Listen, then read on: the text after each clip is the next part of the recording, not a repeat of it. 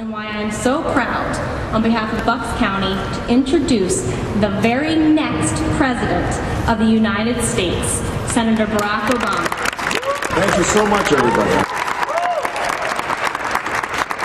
We've been bringing a message of change to every corner of this country. And today, for the first time in a long time, we're bringing this message to the good people of Pennsylvania. In the coming weeks, I'll be talking with folks all across the state, from Pittsburgh to Harrisburg, from Philadelphia to Wilkes-Barre. I'll visit factories, farms, small towns, and big cities, and I'll hear directly from working men and women about the challenges they're facing. I'll be the president who strengthens our middle class by learning from what's happened in places like Fairless Hills. When U.S. Steel was at its peak here in the 1970s, there were nearly 10,000 people working at this facility. As you know all too well, U.S. Steel closed down most of its operations here in the years that followed. And by the early 1990s, there were less than 100 people working. But thanks to the leadership of people like Congressman Murphy and companies like the Mesa and the steel workers who fought to make sure that the jobs here pay a good wage, Fairless Hills is doing what Americans have always done in times of challenge and uncertainty.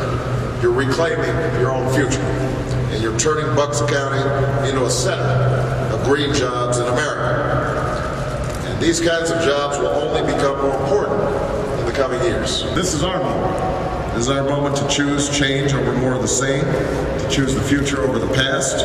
This is our moment to finally turn the page on the failed politics of yesterday. This is our moment to put the American dream within reach for every American. We're not going to be able to do any of the things that I talked about unless we change the culture in Washington. Unless we overcome the bitterness and the division, unless we can bring people together, unless we stop having the special interests and the lobbyists dictate the agenda in Washington. And the only way we do that is if the American people get involved. So I hope that all of you are going to be paying attention in this election. I hope that all of you vote in this election. And I hope that, all of you hold me accountable when I'm president, and hold members of Congress accountable as president, because the only way that you bring about change is if the American people are holding people in office accountable. Most importantly, I will take what I hear from you, your voices, your struggles, your hopes, your dreams. That's what I'm going to be thinking about every single day when I'm in the White House. I'm going to be fighting for you and pushing